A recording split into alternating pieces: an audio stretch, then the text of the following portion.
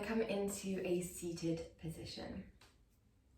Drawing one hand to your tummy and the other hand up towards your chest. We close down the eyes. Relax down through the face. Relax down through the forehead.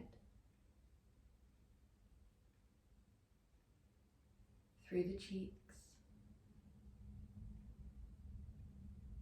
Through the shoulders.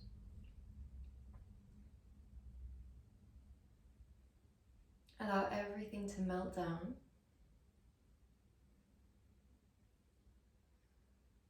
The relaxation of the muscles in the torso mean that the belly can breathe fully,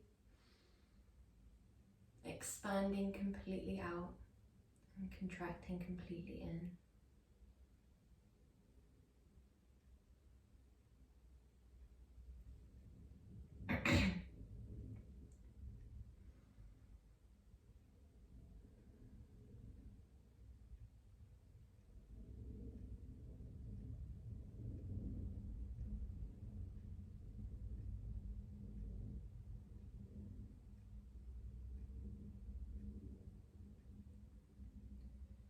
Allow yourself to begin to elongate the exhales.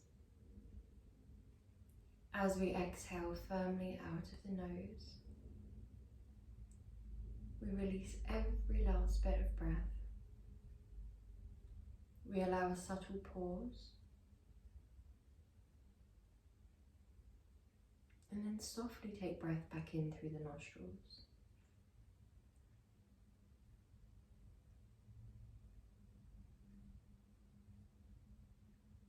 Release every last bit of breath, a full and complete exhale. We pause and then gently guide breath back in. Last breath here.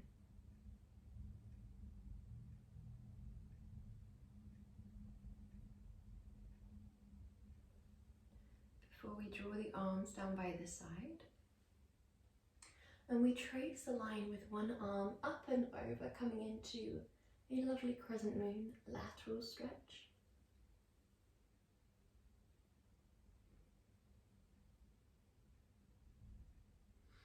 Aiming for length with that top hand.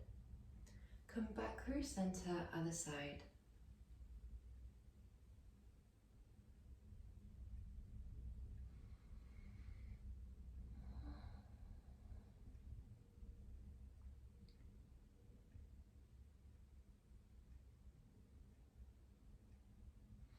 Both arms come back through center. We gently twist to one side, opening through the body. Breathe just as deeply. We don't want to twist as far as we physically can. We're just twisting in a way that feels correct for our body.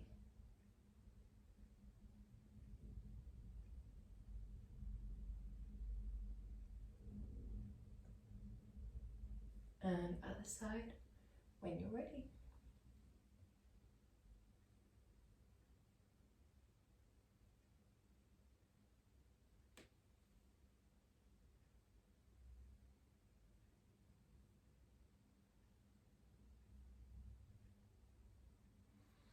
And both arms lift, they draw down behind you, interlace behind your lumbar spine, and open through the chest.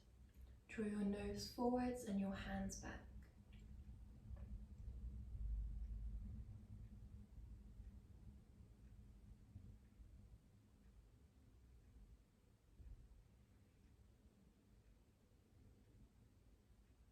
Well done. And then releasing through the arms when you're ready. We're going to draw our right shin parallel to the front of the room, and our left shin either gently stacks for a full fire log or square pose, as we call it in yin. If that felt a little bit much, you might send that leg out and allow the sole of one foot to align with the inner leg. If you'd like somewhere in between those two, then you might scoop this leg in towards your pelvis, keeping that shin nice and squared off. If you would like to opt for the first, but you find that one knee is flying super duper high, that is absolutely fine. As you relax down, your leg will naturally fall into whatever version of this pose feels right for you. Your leg might slide a little bit this way, that's fine. Your leg might fall a little bit this way, that's also fine. We allow a relaxation down of the target area. That means from the belly button all the way down to the toes, we are completely switched off. It doesn't matter which version of this pose we land in. You could have your leg long, your leg in, your leg stepped. As long as it feels right for you, as long as there is no pinching or sharp pain, all we want to feel is a nice, intense stretch. Allowing the muscles to melt down, even when in an intense stretch, can feel quite counterintuitive. Often in day-to-day life, our muscles will switch on, also known as the stretch response, when our body is doing things such as running, walking, and that's to protect these deep yin tissues of the body from yang-like movements, impact or fast movements. And that can mean that whilst they are protected, they also become underused. So we're just targeting these deep yin tissues, the joints, the ligaments, tendons, and moving them in a way that they enjoy to be moved, that can strengthen and lengthen them, that can increase lubrication in joints. So we come into this nice, semi-intense sensation and just relax into it. We want it to feel that perfect halfway point between not intense at all and far too intense. So you're finding that nice meat in the middle where you can feel the sensation ebbing and flowing. You can feel the intensity decreasing and then rising. But overall, the sensations should begin to dissipate lower and lower until you end up in quite an enjoyable pose for the most part. Often, as we do spend a few minutes here, when it's time to leave the pose, the body often has settled in and doesn't want to leave, which is one of the reasons that we take a counter pose after each yin pose. Another reason that we take our counter poses is because we are working with the meridian body. Each pose is designed not just to improve the physical body, but to tap into specific meridians that run through your body, each relating to a different internal organ, a different emotion, each running through a different area. Here, we're targeting the liver and kidney meridians, the stomach and spleen meridians. We're here for 2 more breaths.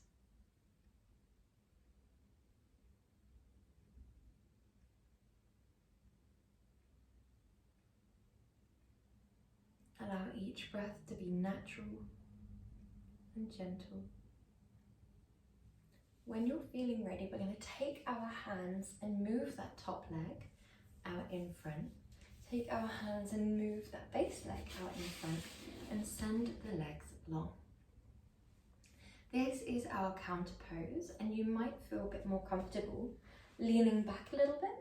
So you can send the arms behind you. You could send the head to shine up towards the sky. Just take whatever feels right for you here.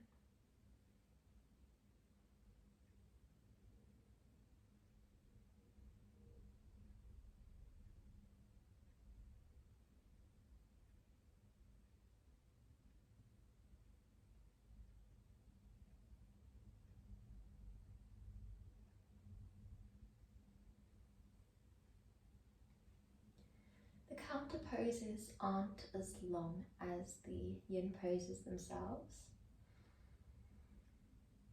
We're just giving the meridian body an opportunity to flow freely. The idea that there is prana, or life force, running through the entirety of your body, and that when we come into these yin counter poses, we're just allowing that life force to flow without any obstruction or any blockages. When you're feeling ready, I'm going to go on to the other side. So you might move your right leg out to the side, your left shin parallel to the front of the room, and you might stay here. If you want a moderately intense variation, then draw that leg in towards you. And if you want the full square pose, then we draw the legs, or the shins rather, to stack.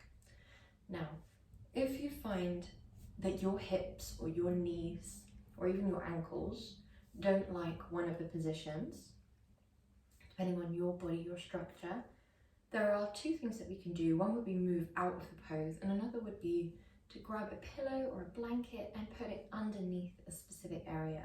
You could put it under either ankles or either knees, and you can also sit on a block for a little bit more of an upright position if you need. When we're ready, we're going to relax our arms down. They could be down by your side, they could be in your lap. If they are down by your side, try to turn the palms up so that we don't have that temptation to push. Whilst we do focus on relaxing down the base body here, so from the belly button down, we do want to encourage as much of a yin essence and energy within the physical body as possible. So if you can release down the upper body here too, then we do. We use our body as a tool. We relax all of the muscles, sinking into the pose, surrendering to gravity.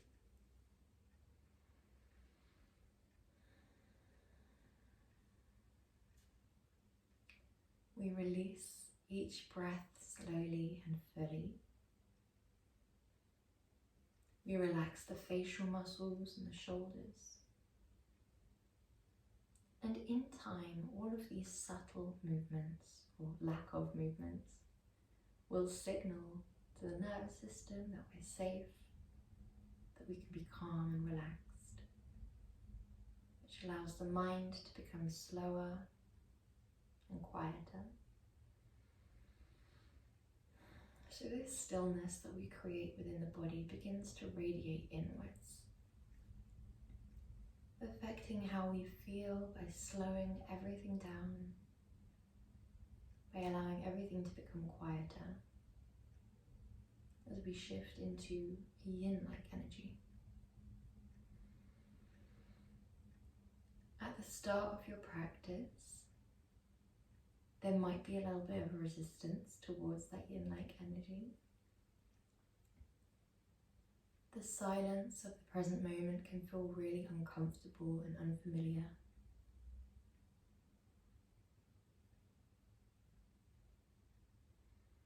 Leading the mind to just want to fill it with any noise, hopping around from thought to thought. That is completely normal. We don't become frustrated at the mind for doing what we've trained it to do. What we do instead is observe from a state and place of being rather than doing. Observe from a space of non-attachment rather than attachment. This means each thought that we witness is not reflective on you at all. You are simply the one watching, the one free from judgment, free from attachment to the physical body. You experience thoughts, and they can be communicated in emotion, through physical sensation, through physical tension even. But you yourself are not related to the thought.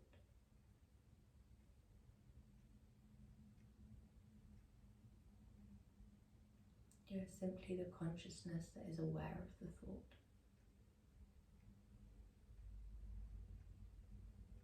This can be quite a difficult step to get used to. And if you are a visual person, then you might imagine these different parts and elements of yourself in different areas within your body. For example, you might imagine the ego in the brain, in the mind and the head. The identity in the head or in the chest. The thoughts might be things that float in, separate from you, that then easily float out when we don't pull them in or push them away. We just witness. And you might imagine that this observer self or the higher self, the part of you that is always watching, is either above you, behind you, within your chest, anywhere that feels intuitive to you. We're here for one more breath. And then when you're ready, we send that leg long using the arms. The arms are a really helpful tool whenever we're doing any lower body movements specifically. Good job. Coming into our counter pose. So draw the arms back if you feel comfortable to. Draw the legs forwards. You might drop the head back so the face shines up. And breathe deeply.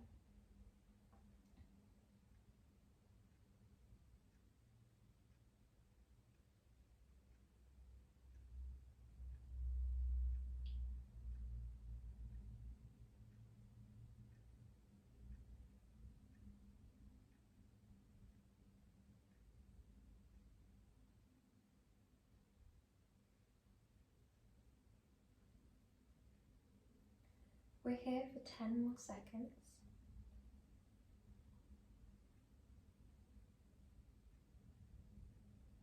Just allow that awareness.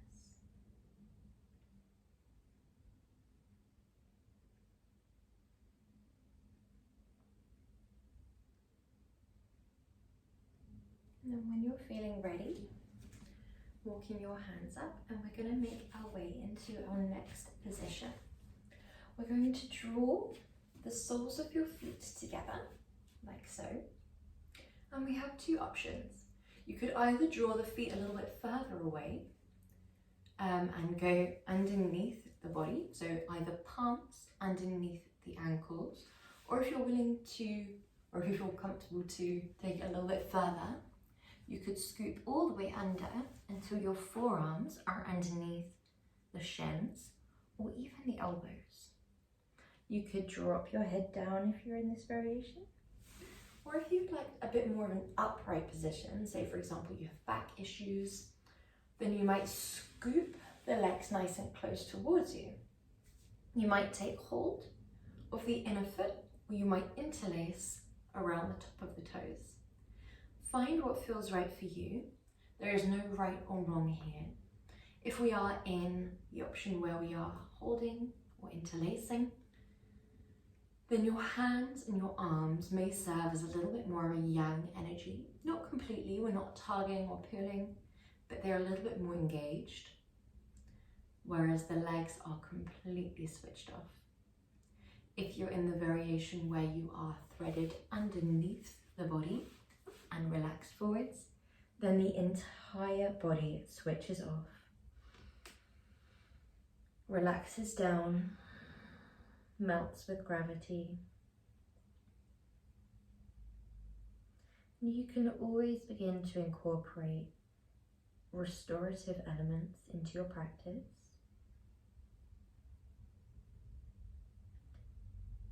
It's thought that the simplicity of yin, where all you need is the hard ground, gravity and the weight of the body, stillness and silence and discipline, can it begin to have that same knock-on effect within how you feel?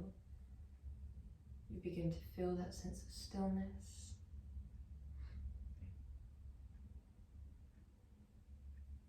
You become more comfortable with sitting with discomfort, whether that be the pose itself or the emotions that arise within the pose, the thoughts that we might have suppressed in day-to-day life or had too much volume to hear them. And in Yin, we are just given this safe haven on our mat to experience the uncomfortable and feel completely okay with it.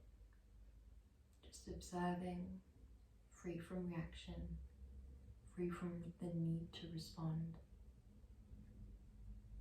and free from responsibility. We are non-attached to what we witness. And the same can be said for restorative practice. Whereas you might leave a Yin practice feeling that bit more disciplined, you might leave a restorative practice, if you include cushions and blankets, feeling a little bit more nurtured, a little bit softer. There's a similar calmness, similar stillness, but it just comes from a very slightly different place of self-love.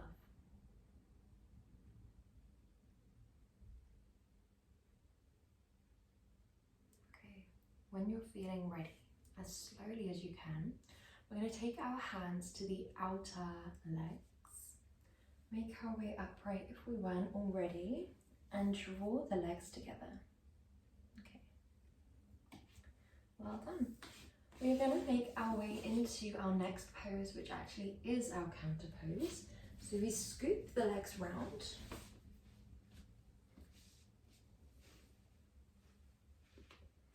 We make our way into our Sphinx, which is like so. Both elbows are underneath your shoulders, or we press up into our seal. So there is no right or wrong here, whatever feels right for you.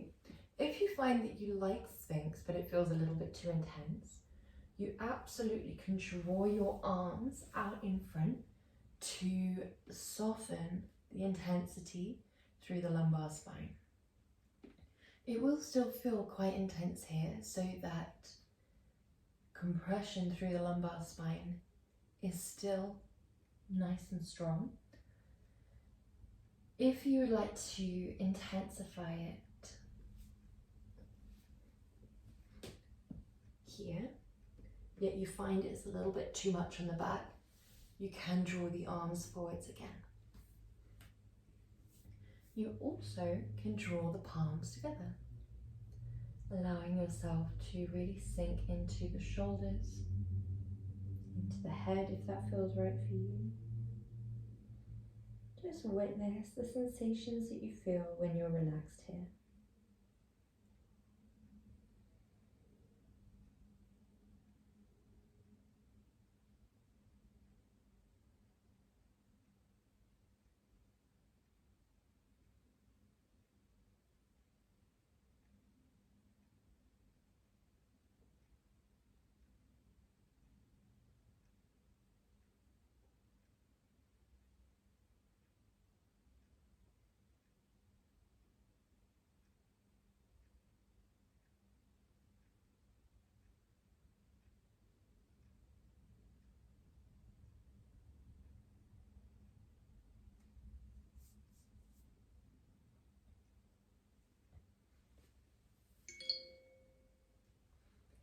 If your mind begins to wander, allow yourself to simply become aware of where it's wandered to.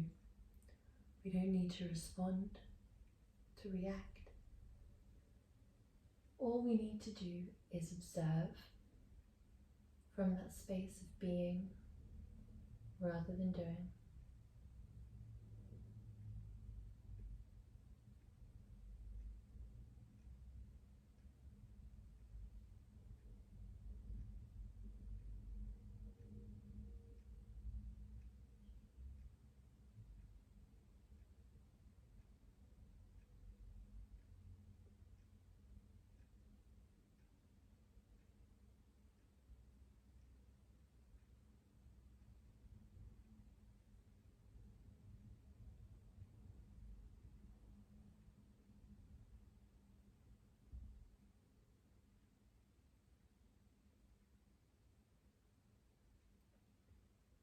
We're here for 3 more breaths.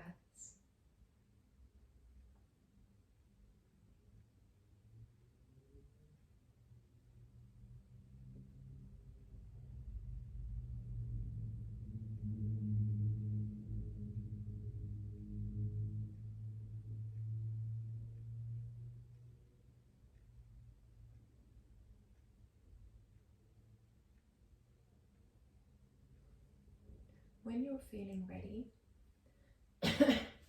drawing your arms underneath your shoulders and coming up, we're going to come into our froggy pose next. So we're going to grab a pillow or a bolster if you have one, and we're coming horizontally on our mat here so that your knees are protected. So we have a few options. In fact, I'll show you the first one from this angle here. The first option is a nice, simple, wide-legged balasana. You would draw your arms forwards, your knees wide, and your toes together, resting down. Option 2, you would start there, but you have your chest on bolster. From there, you draw your soles of the feet to shine towards the wall behind you and your shins parallel to the wall by your side. Like so. So, find what feels right for you. Make your way slowly, make your way gently. From the option 2, from a bird's eye view, your knees would be aligned with your hips horizontally out towards the side.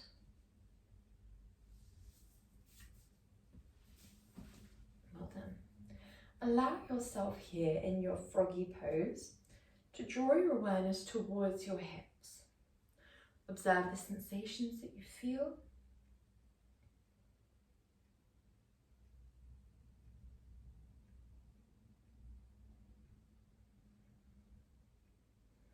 This is a lovely deep hip opener. So it's normal for the mind to wander.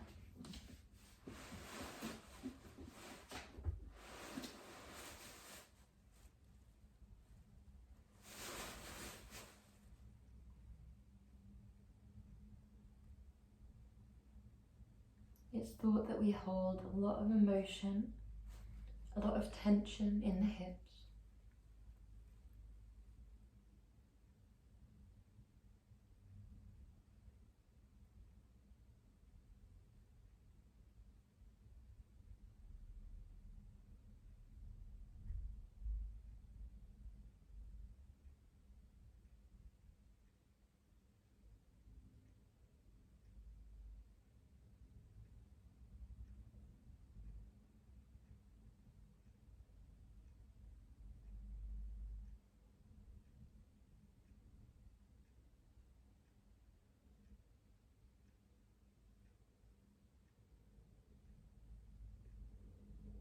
Each time your mind begins to wander, gently guide it back to present.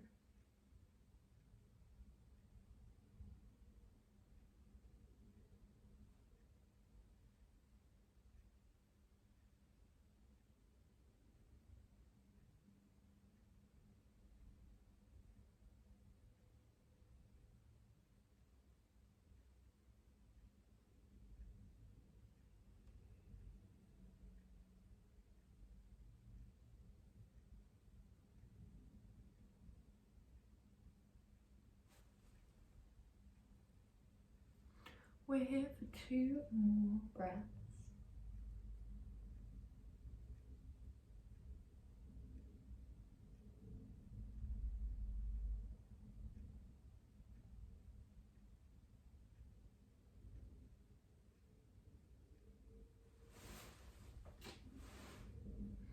Before slowly making your way up.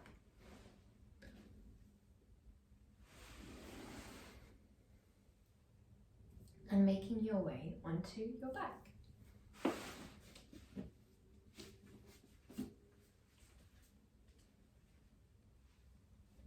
From here, we're going to draw your left leg in towards you, shining the left sole of the foot towards the sky, and then hooking your left biggest toe with your index finger and your right middle finger.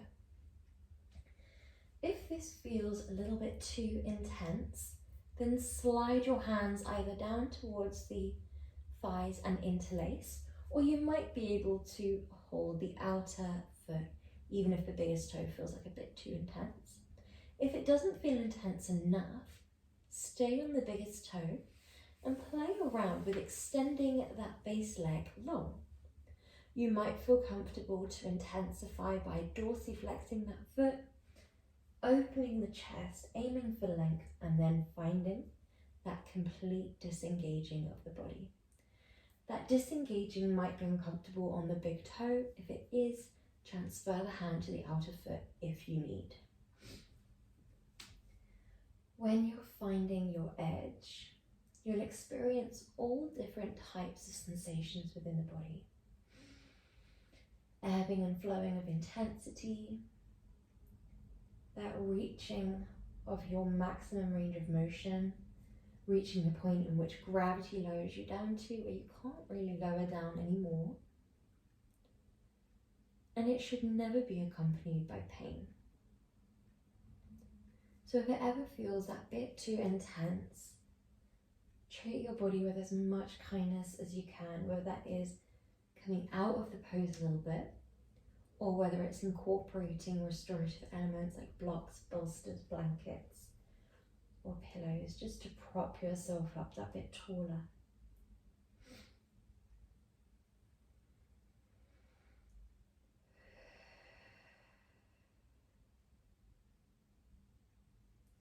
Breathe deeply and fully here. We should find that the body begins to become used to the sensations. Do a little scan through your body to find if any areas are switched on. And if they are, just give them permission to melt down.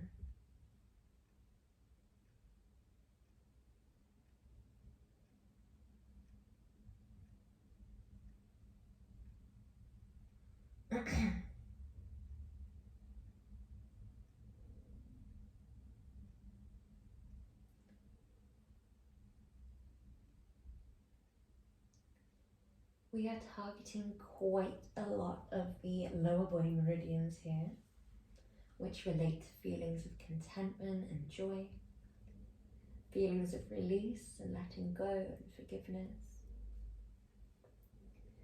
So the mind is likely to wander quite a lot. The intensity is likely to ebb and flow quite a lot, as we're not just focusing on one area.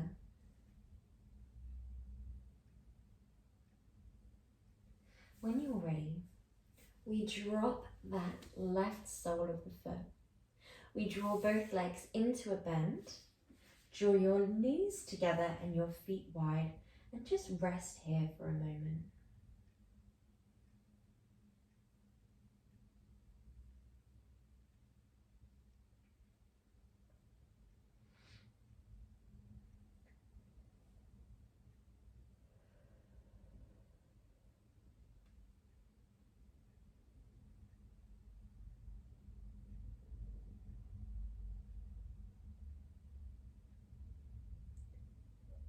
When you're feeling ready, we move on to the other side by gently guiding the right sole of the foot to the sky. We hook the biggest toe or the outer foot or behind the thigh, and you might build up to that. You might start at the thigh. When we say don't move in yin, that doesn't rule out movements like intensifying or de-intensifying. You can make those larger movements, we just make them slowly and mindfully. When we say don't move, we're referring more to the fidgeting, the moving of the eyes, the engagement of the muscles. We simply want to be as relaxed physically as we can be, so the muscles are as switched off as possible, as still as we can be to de-stimulate the nervous system and to signal to the body that we are safe relaxed, that we can melt down. If you'd like to intensify further, then send that left leg long. You might start off with that nice dorsiflexion in the foot, and then we soften down through the muscles.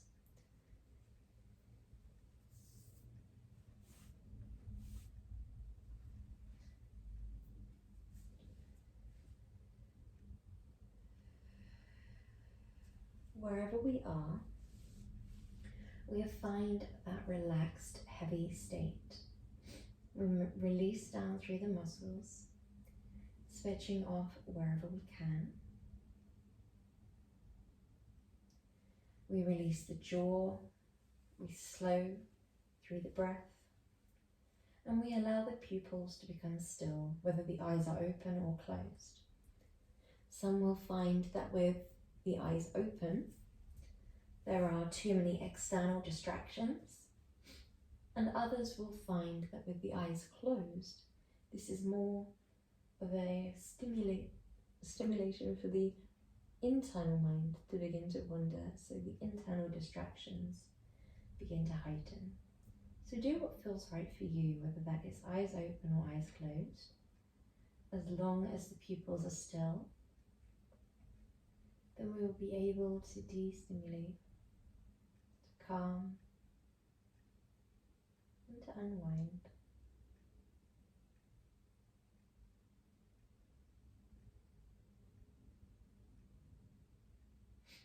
It's thought that when the mind is tense, this can have a knock-on effect to the body, becoming more and more tense within the physical body. Similarly, when the mind is anxious, it's thought that the body can become more jittery.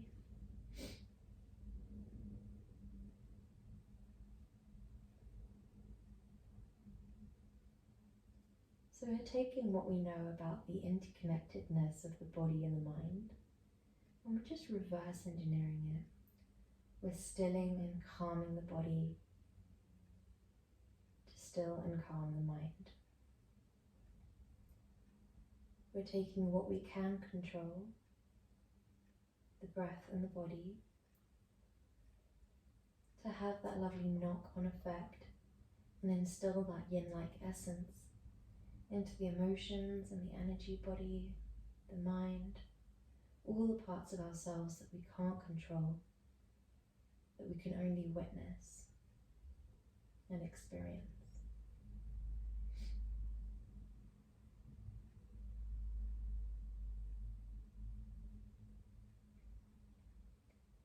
We don't need to be completely void of thought when we practice yin. All we need to do is practice not responding or reacting.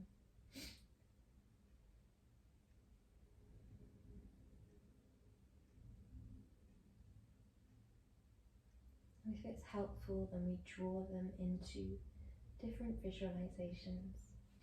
We might experience a thought, but we don't let the mind, the ego, the identity interact with the thought. We just take a step into that observer self, the part of ourselves that is always watching, always learning, never judging. It's thought that all of these parts are present in day to day, but that some let their ego drive more, some let the identity drive more. So we're just giving ourselves a chance to let those parts of our mind rest. They definitely help us in day to day, but we need that even balance for healthy cognitive function, for mental health, and for spiritual health. When you're ready, dropping that leg and coming into your final pose. So that might be Savasana, legs long, arms long. It might be knees together, feet wide again, hands on the tummy or down by your side, whatever feels right for you. You might grab a blanket. Find whatever feels nice for you, and then allow that last time today, a complete relaxation down.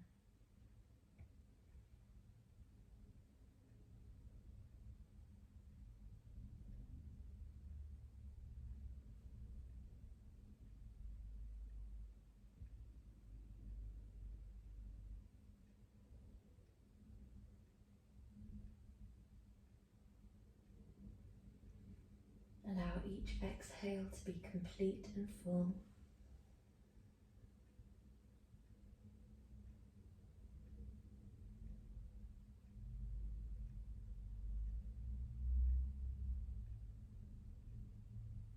Allow your awareness to settle on the body, observing sensations of the heart pumping through on the right side of the body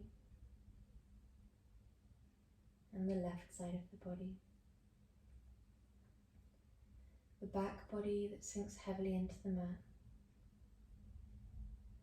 and the front body that expands freely with every breath. Feel the heartbeat through the whole body.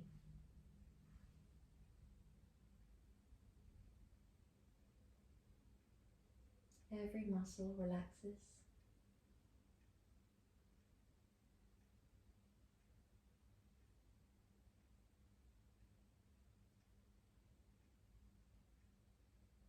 Every breath relaxes you more.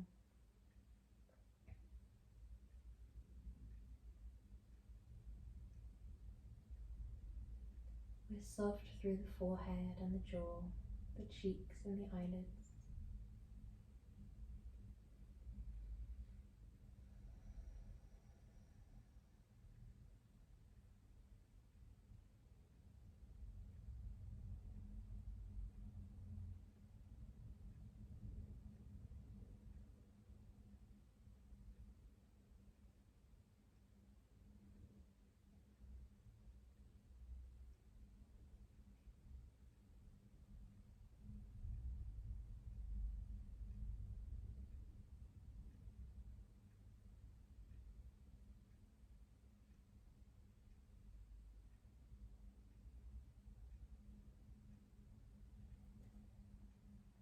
If you would like to stay in your Savasana, then feel free to stay here for as long as you like.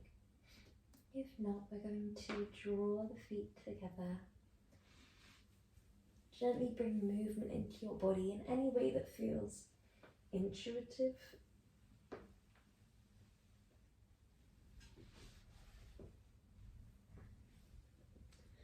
And then roll onto one side, making your way up into a comfortable seated position.